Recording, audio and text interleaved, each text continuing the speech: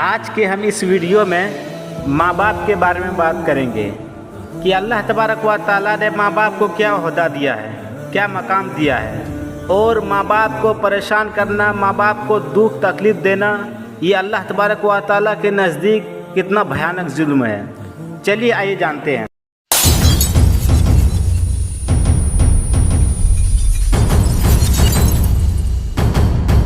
सबसे पहले तो आपको मालूम होना चाहिए कि इस्लाम में वालिदैन से हुस्न सलूक की शदीद ताकीद की गई है और उनसे बदसलूकी करने से मना किया गया है। और औलाद पर माँ बाप का हक़ इतना बड़ा है कि अल्लाह तबारक व तआला ने अपने हक़ के साथ वालिदैन का हक़ बयान किया है।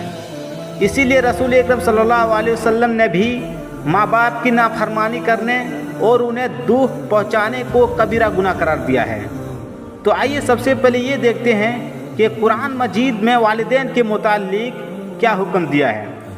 अल्लाह तबारक व तआला अपने कलाम मुक़द्दस के अंदर इरशाद फरमाता है, वअब्दुल्लाह वला तुश्रिकू बिही शैअन व बिल वालिदैनि इहसाना। इस आयत में अल्लाह तबारक व तआला कह रहा है कि सिर्फ़ और सिर्फ एक अल्लाह की इबादत करो और उसके साथ किसी को शरीक ना बनाओ और माँ बाप से अच्छा सलूक करो। इस आयत में अल्लाह तबारक व तआला ने सबसे पहले अपना हक़ ज़िक्र किया है और वह है कि सिर्फ़ उसी की इबादत करना और उसके साथ किसी को शरीक ना बनाना।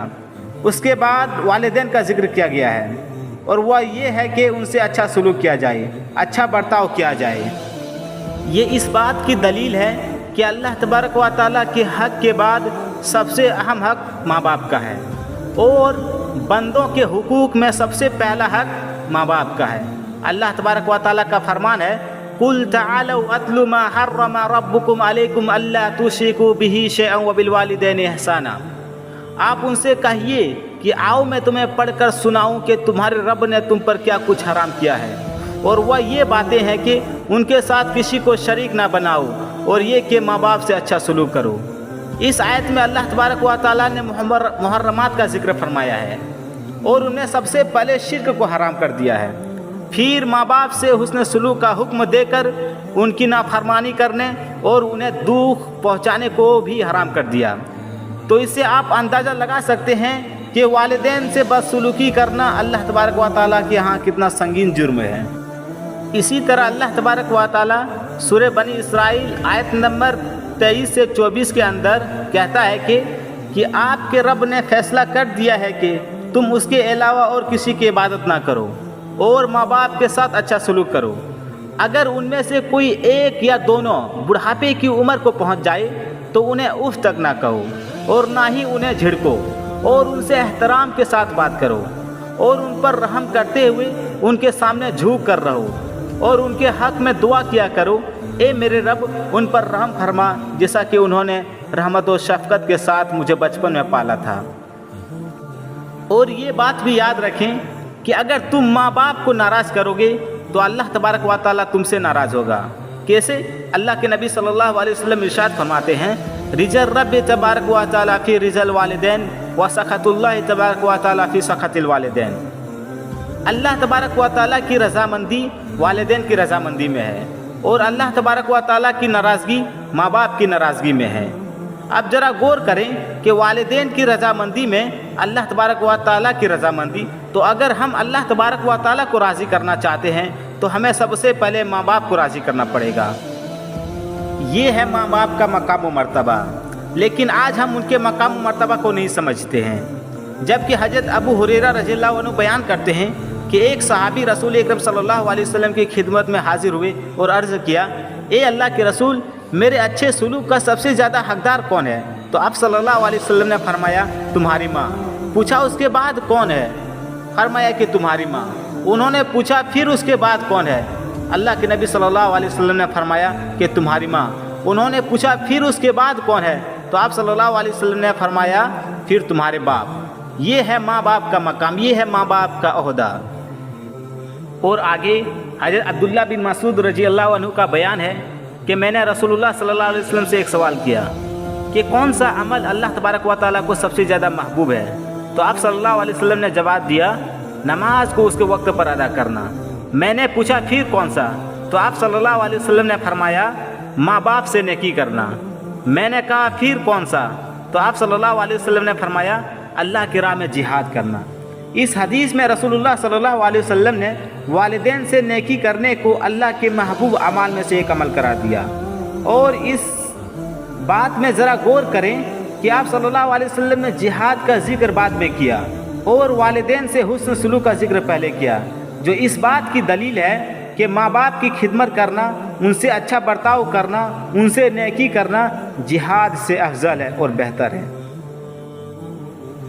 اس لیے تو حضرت عبداللہ بن عمرو رضی اللہ عنہ روایت کرتے ہیں کہ ایک آدمی اللہ کے نبی کی خدمت میں حاضر ہوا اور کہا اے اللہ کے رسول میں جہاد کرنا چاہتا ہوں۔ تو آپ صلی اللہ علیہ وسلم نے فرمایا کیا تمہارے والدین زندہ ہیں؟ تو اس نے کہا ہاں۔ تو آپ صلی اللہ علیہ وسلم نے کہا کہ تم انہی کی خدمت کر، یہی تمہارے لیے جہاد ہے۔ ماں باپ کا مقام مرتبہ اتنا ہے کہ ماں باپ کی خدمت نفل عبادت پر بھی مقدم ہے، یعنی ماں باپ کی خدمت پہلے، اس کے بعد نفل عبادت۔ کیسے؟ آئیے دیکھتے ہیں۔ حضرت ابو ہریرہ روایت کرتے ہیں کہ رسول اللہ صلی اللہ علیہ وسلم نے فرمایا کہ ایک جریج شخص کا نام تھا جو اللہ کی بہت ہی زیادہ عبادت کرنے والا تھا، جو اس نے ایک عبادت خانہ بھی بنا رکھا تھا۔ ایک دن وہ اس میں نماز پڑھ رہا تھا کہ اس کی ماں آئی۔ اس نے کہا اے جریج، تو اس کے دل میں خیال آیا کہ ایک طرف تو ماں ہے، ایک طرف نماز، چنانچہ وہ نماز میں لگا رہا یہاں تک کہ اس کی ماں واپس لوٹ کر چلی گئی۔ دوسرے دن پھر اس کی ماں آتی ہے اور اس نے پکار کر کہا اے جریج، تو اس نے دل میں کہا ایک طرف تو میری ماں ہے اور ایک طرف نماز۔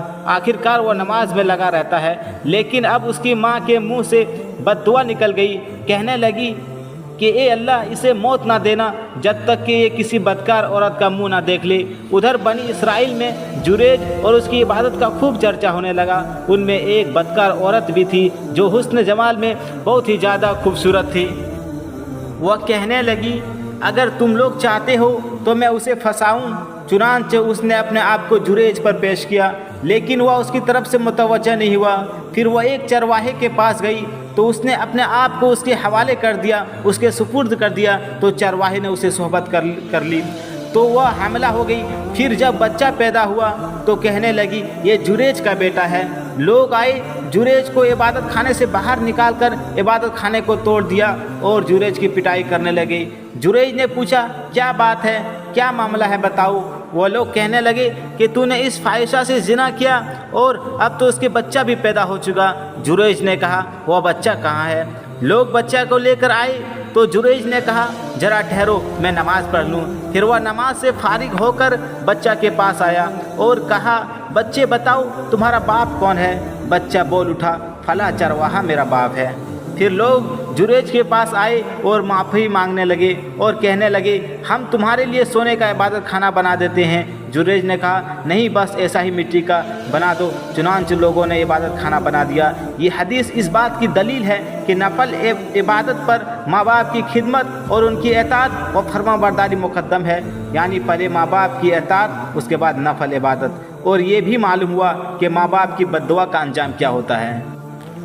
اور آگے حضرت عبداللہ بن عمر سے روایت ہے کہ رسول اللہ صلی اللہ علیہ وسلم نے فرمایا کہ قیامت کے روز اللہ تبارک و تعالیٰ 3 قسم کے لوگوں کی طرف دیکھنا تک گوارا نہیں کرے گا۔ وہ کون سے لوگ ہوں گے؟ چلیے جانتے ہیں۔ نمبر 1 والدین کا نافرمان، نمبر 2 ہمیشہ شراب پینے والا، نمبر 3 احسان جتلانے والا۔ یہ 3 طرح کے لوگ ایسے ہوں گے جنہیں اللہ تبارک و تعالیٰ قیامت کے دن دیکھے گا بھی نہیں۔ اور آگے کہتے ہیں کہ 3 قسم کے لوگ ایسے ہیں جو جنت میں داخل نہیں ہوگا۔ وہ کون سے لوگ ہوں گے؟ چلیے جانتے ہیں۔ نمبر 1 ماں باپ کا نافرمان اور انہیں تکلیف پہنچانے والا۔ نمبر 2 جس کے گھر میں بدکاری ہو رہی ہو اور وہ اسے خاموشی سے دیکھتا رہتا ہو۔ نمبر 3 وہ عورت جو مردوں جیسی مشابہت اختیار کرتی ہو۔ یہ وہ لوگ ہوں گے جو جنت میں داخل نہیں ہو سکتا۔ اگر ہم اللہ تبارک و تعالیٰ کی نظر میں محبوب بننا چاہتے ہیں تو پہلے ہم اپنے ماں باپ کی نظر میں محبوب ہو، تبھی اللہ تبارک و تعالیٰ ہم سے قیامت کے دن نظر رحمت سے دیکھے گا۔ اللہ تبارک و تعالیٰ کی نظر میں محبوب بننے کے لیے شرط ہے، اور اگر ہم یہ شرط نہیں اپنائیں گے تو قیامت کے دن ہم اللہ تبارک و تعالیٰ کے نظر رحمت سے محروم ہو جائیں گے۔ ایک ماں اپنے بچوں سے اس قدر محبت کرتی ہے جس کا اندازہ آپ اس حدیث سے لگا سکتے ہیں۔ حضرت عائشہ رضی اللہ عنہا بیان کرتی ہے کہ میں نے ایک ماں کو دیکھی اور اس ماں کے ساتھ 2 بیٹیوں کو بھی دیکھی۔ وہ ماں حضرت عائشہ رضی اللہ عنہا سے سوال کرتی ہے کہ ہمیں کھانے کے لیے کچھ دے دیجئے، بھوک لگی ہے۔ تو اس وقت حضرت عائشہ رضی اللہ عنہا کے پاس صرف 3 کھجوریں موجود تھی، تو وہ کھجوریں اس ماں کو دے دیتی ہے۔ تو وہ ماں ایک کھجور ایک بیٹی کے ہاتھ میں، دوسرے کھجور دوسری بیٹی کے ہاتھ میں اور تیسری کھجور اپنے منہ کی طرف اٹھا لیتی ہے۔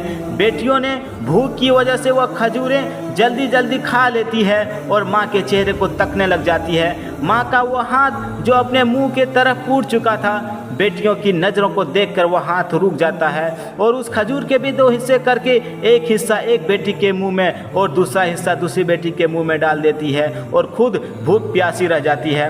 عائشہ نے اس منظر کو دیکھ کر پیارے نبی جناب محمد رسول اللہ صلی اللہ علیہ وسلم سے بیان کیا کہ میں نے ایک ماں کو دیکھی، وہ ماں اپنی اولاد کے حق کو تو دے دیا، یہاں تک کہ اپنا حصہ بھی اپنی اولاد میں تقسیم کر دیا۔ تو اللہ کے نبی محمد صلی اللہ علیہ وسلم نے فرمایا، عائشہ اللہ کی قسم، اللہ نے اس کی اس نیکی پر اس پر جنت کو واجب کر دیا۔